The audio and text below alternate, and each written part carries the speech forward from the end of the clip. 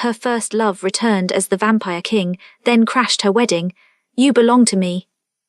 The autumn leaves crunched beneath Ilara's white heels as she stood before the full-length mirror in the bridal suite. Her wedding dress, a cascade of ivory silk and delicate lace, fit perfectly, just as it had during every fitting, yet somehow it felt wrong.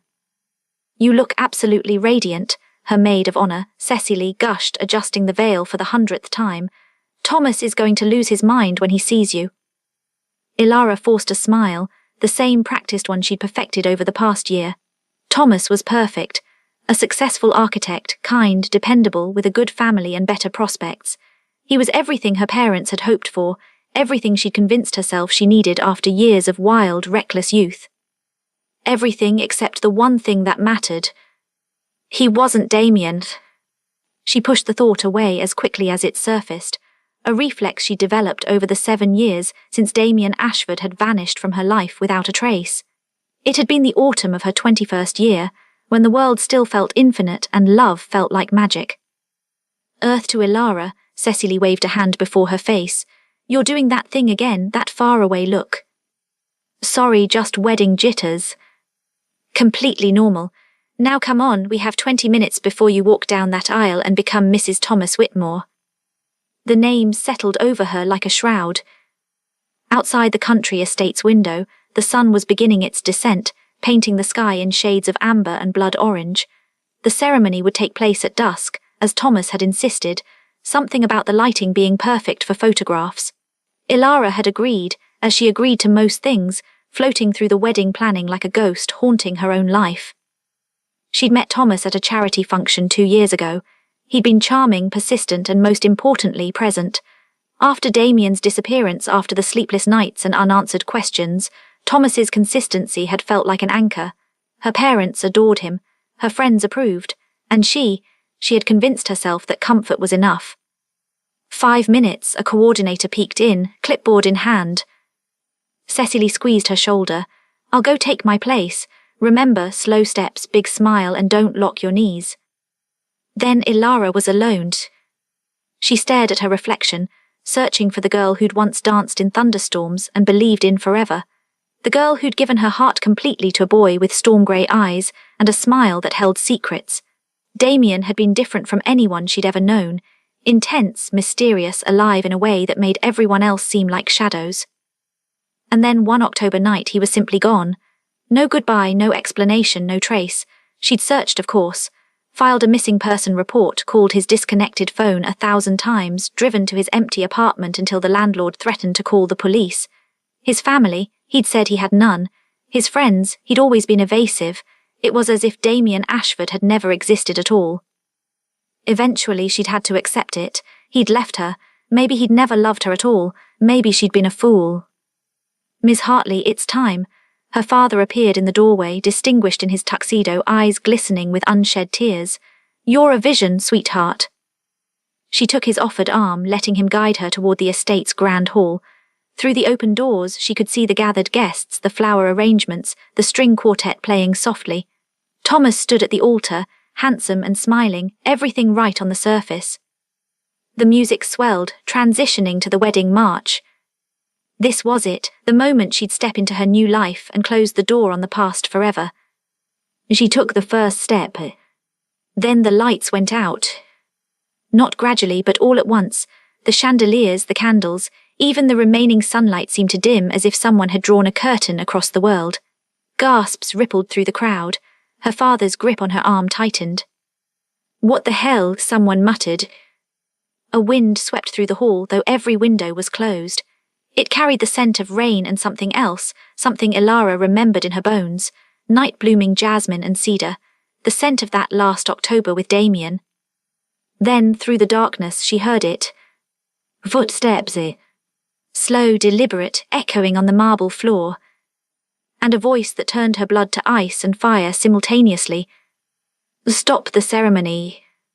The lights flickered back on, though dimmer than before, and there, standing in the centre of the aisle as if he'd materialised from shadow itself, was Damien Ashford. But not as she remembered him. He was devastating, that was the only word. 7 years should have changed him, softened him, but instead he looked carved from marble and midnight. His black suit was immaculate, his dark hair slightly longer, framing features that had always been handsome but now held an otherworldly quality. And his eyes, those storm-grey eyes she dreamed of, now held a faint, impossible silver luminescence. "Damien," her voice came out as barely a whisper. The hall erupted in confused murmurs.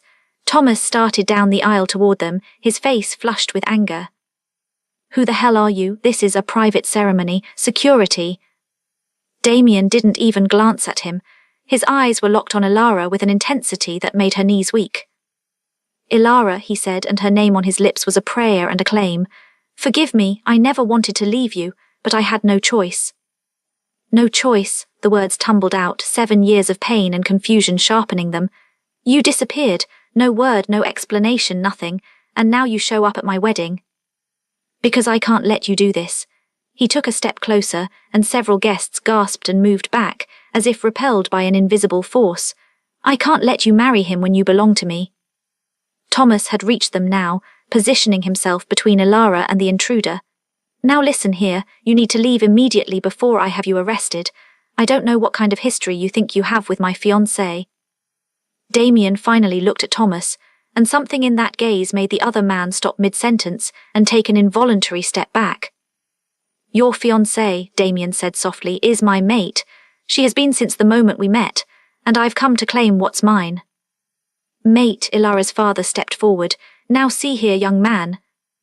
But Ilara raised a hand, silencing him. Despite everything, the shock, the anger, the fear, there was something else rising in her chest, something that felt dangerously like hope. "Explain," she demanded, lifting her chin. "You have 60 seconds before I have you thrown out. Tell me why you left. Tell me where you've been. Tell me why I should believe a single word from your mouth." A sad smile crossed Damien's perfect features. 60 seconds won't be enough, but I'll try." He drew a breath he didn't seem to need. 7 years ago, I was still becoming what I am. I didn't know it would happen so fast, didn't know the transformation would take me. When I felt the change beginning, I left to protect you. Because Ilara, his voice dropped, intimate despite the 100 witnesses, I'm no longer human. I haven't been for 7 years. "This is insane," Thomas interjected. "He's clearly deranged. Someone call the police." But no one moved. They were all transfixed, caught in whatever strange spell had settled over the ceremony. "What are you saying?" Ilara whispered, though part of her already knew. The impossible luminescence in his eyes, the way the shadows seemed to cling to him, the sense of power that rolled off him in waves. Damien's eyes held hers. "I'm saying that I am the Vampire King of the Eastern Territories. I'm saying that for 7 years I've fought wars, consolidated power and built a kingdom, all so I could come back to you safely. So I could offer you not just my heart, but a throne beside me." The words hung in the air like incense. Someone laughed nervously. Several people whispered "vampire" in tones of disbelief. Thomas looked like he might faint or attack, she couldn't tell which. But Ilara just stared at the man she'd loved and lost, seeing him clearly for the first time. The inhuman grace, the ageless quality to his features, the way he stood as if gravity itself obeyed him. "Prove it," she heard herself say. Damien smiled, and this time it showed teeth, elongated canines that definitely hadn't been there 7 years ago. Then, before anyone could scream, he moved. One moment he stood 5 feet away. The next he was before her, having crossed the distance faster than the eye could follow. He took her hand gently, his skin cool but not cold, and raised it to his lips. "I have loved you through every dark night," he murmured against her skin. "I have thought of you with every breath I no longer need to take. I left you to keep you safe, and I've returned because an eternity without you is no existence at all." His words wrapped around her heart like vines, beautiful and suffocating. "This is crazy," she whispered, but she didn't pull her hand away. "Yes," he agreed, "love often is." The country estate's library was as far from the chaos of the disrupted wedding as Ilara could get without actually leaving. She'd insisted on speaking to Damien alone, despite Thomas's protests, her father's concerns, and Cecily's wide-eyed shock. Now she stood by the fireplace, still in her wedding dress, watching Damien examine the room with the careful attention of a predator assessing territory. "You can't just," she started, then stopped, pressing her fingers to her temples. "You can't just crash my wedding and expect, what, that I'd run away with you, after 7 years of silence." Damien turned from the bookshelf he'd been studying, his expression unreadable. I expect nothing, I hope for everything. There's a difference. Stop talking in riddles. The words burst out sharper than she'd intended. You want the truth. Fine. When you left, it nearly destroyed me. Do you understand that? I spent months searching, wondering if you were dead or if I'd meant so little that you could just walk away. I had to rebuild myself piece by piece. Something flickered across his face, pain, genuine and raw. I know. You know, she laughed bitterly. How could you possibly know when you weren't there? Because I watched over you. He moved closer, stopping when he saw her tense. Not constantly, not in a way that would draw danger to you, but I kept track through. Connections. I knew when you stopped eating for 3 weeks. I knew when you finally packed up the things you'd kept at my apartment. I knew when you met Thomas. The revelation should have felt invasive. Instead, it cracked something in her chest. Then you knew how much I hurt, she said quietly, and you stayed away anyway. I had to. He ran a hand through his dark hair, a gesture so familiar it ached. Ilara, the transformation, it's not like the movies. It's violent, chaotic. I was a danger to everyone around me, especially to those I loved most. The bloodlust, the rage, the physical changes. I couldn't control any of it. So you protected me by breaking my heart. Yes, his eyes met hers, unflinching. I would shatter your heart 1,000 times over rather than drain the life from your body even once. And that was a very real possibility. She wanted to stay angry. Anger was safe, familiar, but curiosity was winning. Tell me what happened, the real story. Damien settled into a leather chair with inhuman grace, gesturing to the one opposite. After a moment's hesitation, Ilara sat, her dress pooling around her like a cloud. I was born human, he began. That much you knew. What I never told you was that my bloodline carried a dormant gene, a recessive trait that appears once every few generations. On my 25th birthday, it activated. The week before you disappeared, Ilara remembered, they'd planned a celebration that never happened. The week the change began, I started hearing heartbeats from blocks away. Sunlight became painful, food tasted like ash, and the hunger, his jaw clenched. The hunger was maddening. I knew enough to recognize what was happening. My grandmother had left journals, warnings. I had maybe days before I'd lose control completely. So you ran. I sought out others like me. There's a hierarchy in the vampire world, ancient and absolute. I found a coven, learned to control the bloodlust, discovered the extent of my abilities. He paused, and I learned that my particular bloodline made me something rare, a born vampire king, one of only 7 in the world. Despite everything, Ilara felt fascination stirring. What does that mean? It means I'm not just strong. I can command other vampires, establish territories, make or break covenants. It also means I became a target. Other kings wanted to eliminate the competition before I came into my full power. The first 3 years were just survival. The next 4 were building something stable enough, safe enough, that I could bring you into it without signing your death warrant. Bring me into it, Ilara repeated slowly. Into a vampire kingdom. As what exactly? Damien leaned forward, elbows on his knees, his gaze intense. As my queen, as my eternal companion, as my everything. The fire crackled in the silence that followed. You're talking about turning me, she said finally, making me a vampire. Only if you chose it. I would never force that transformation on you. His voice was fervent. But yes, eventually that would be the only way we could truly be together. Humans age, Ilara, they die, I don't. The math is cruel but simple. She stood abruptly, needing to move, to think. Her reflection caught in the darkened window, a bride without a groom, contemplating an impossible choice.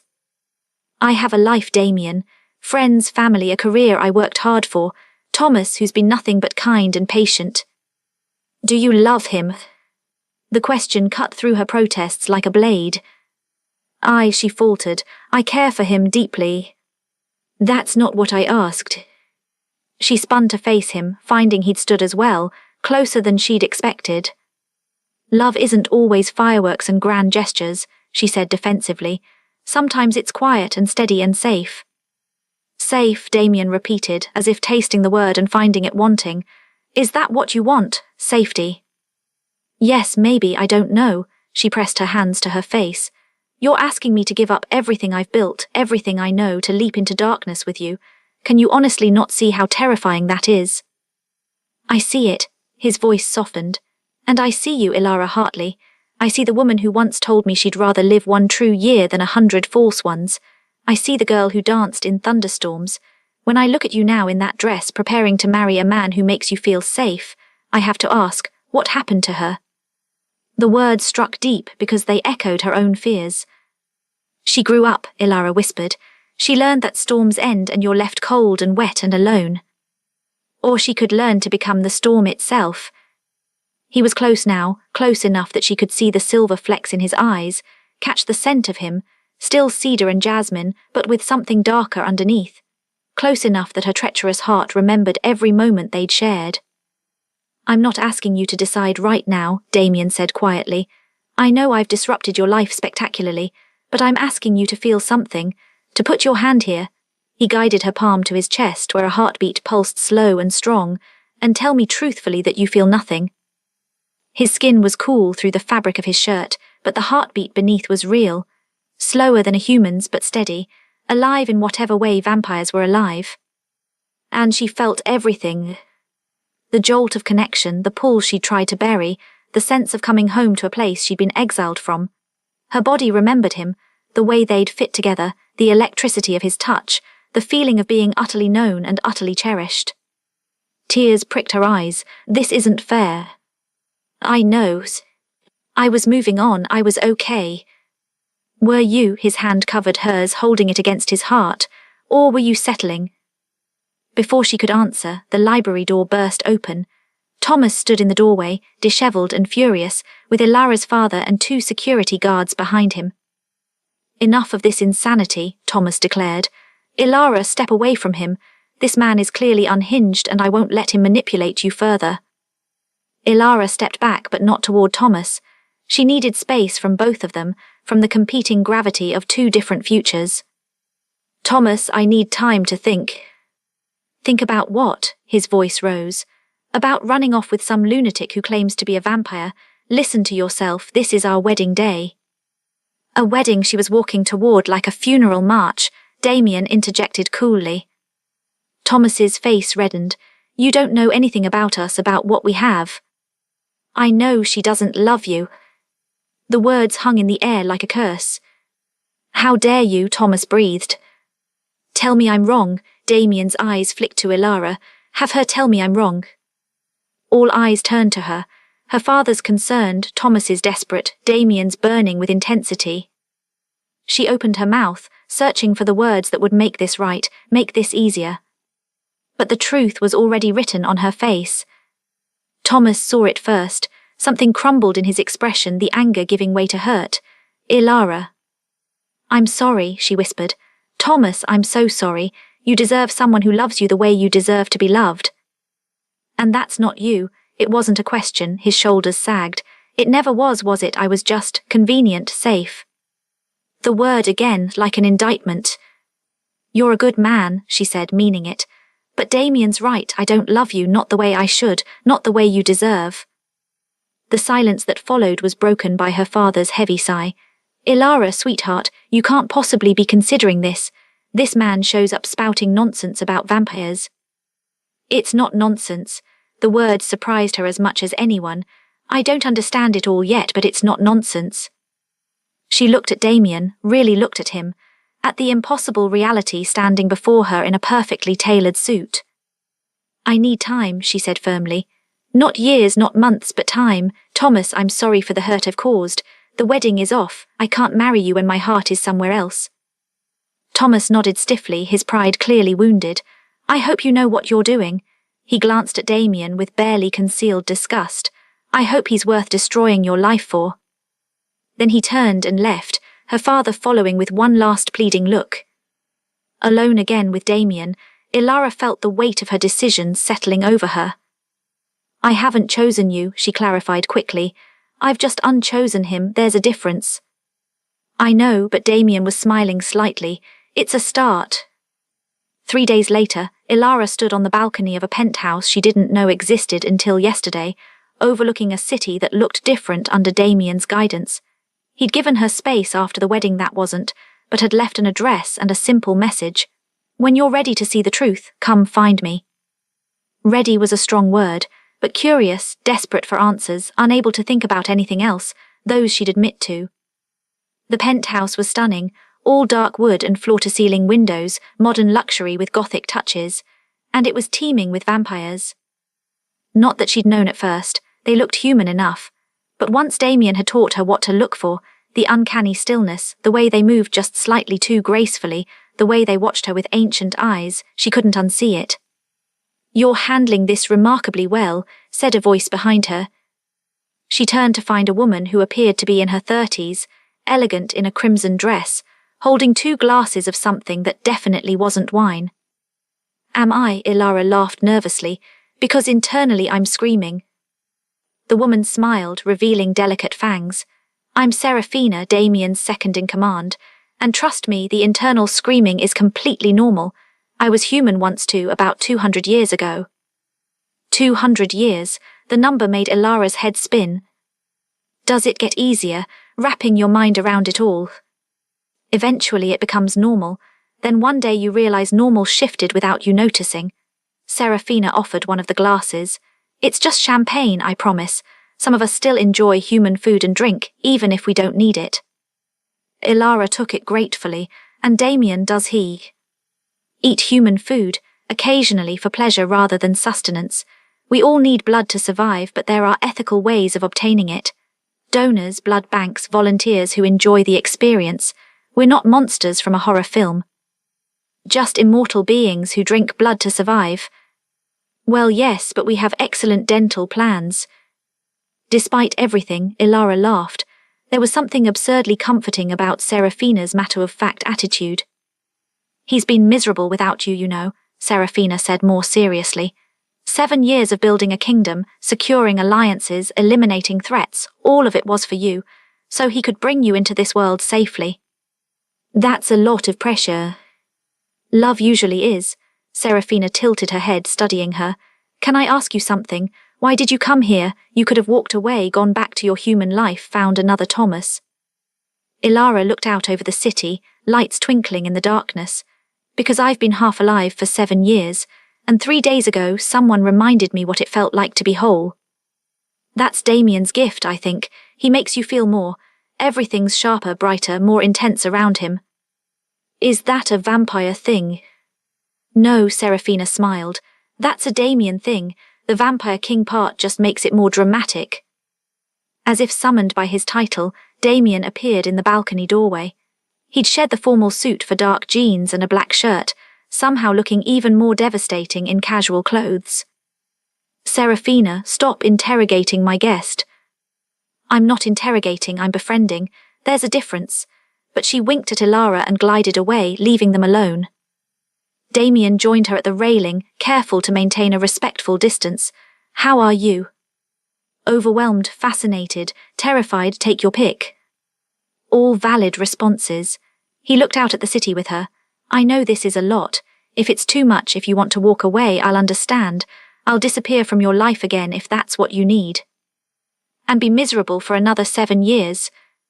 If it means you're happy and safe, I'd be miserable for 700. The sincerity in his voice made her chest ache. She turned to face him fully. "I talked to Cecily yesterday, told her everything, want to know what she said." "That I'm insane and you should run." She said, "Finally, you've been a ghost at your own life for years." Ilara stepped closer. "She wasn't wrong. I've been going through the motions, pretending I was content, convincing myself that what I had with Thomas was enough. But it wasn't. It was safe and comfortable and completely hollow." Damien's expression was carefully neutral, but she could see hope flickering in his eyes. "I'm not saying I'm ready to become a vampire," she continued. "That's a decision that needs more than 3 days of consideration, but I'm saying I want to try this, us, whatever this is in your world." "You're sure, Ilara, this isn't just dating a vampire, I'm a king. There are politics, dangers, responsibilities. Other vampires will see you as either a weakness to exploit or a threat to eliminate. Your life will never be simple again." "Was it ever simple with you?" He laughed, surprised. "No, I suppose not." "Then show me," she said, extending her hand. "Show me your world, the real one, not the sanitized version. I want to know what I'm potentially choosing. Damien took her hand, his cool fingers wrapping around hers. Are you afraid? Absolutely terrified. Good, fear means you're taking this seriously. He pulled her gently toward the door. Come on, there's a council meeting tonight. You might as well meet the other kings and queens. Tonight, Damien, I can't meet vampire royalty. I'm wearing jeans. You're with me, you could wear a garbage bag and no one would dare comment. His grin was wicked, though Serafina would probably have opinions. The next few hours were the strangest of Ilara's life. The council meeting took place in a Gothic mansion that looked like it belonged in a historical drama, attended by 7 vampire monarchs from around the world.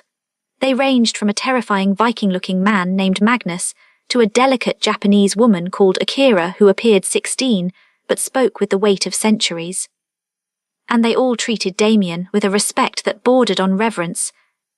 The Eastern King graces us with his presence, Magnus rumbled, and brings a human pet. My mate, Damien corrected, his voice dropping to a dangerous register. Ilara Hartley, you will treat her with the same respect you show me, or we'll have a problem, Magnus. The tension in the room spiked. Ilara held her breath. Then Magnus laughed a booming sound. Spirit, I like it. Very well, Eastern King. Your mate is under council protection as of this moment. Akira smiled serenely. It's been a long time since we've had a potential queen joining us. Welcome, Ilara Hartley. Your reputation precedes you. My reputation, Ilara managed. I'm just the human who captured the heart of our most reluctant king, Akira's eyes gleamed. Who made him fight wars and forge kingdoms just for the chance to return to her.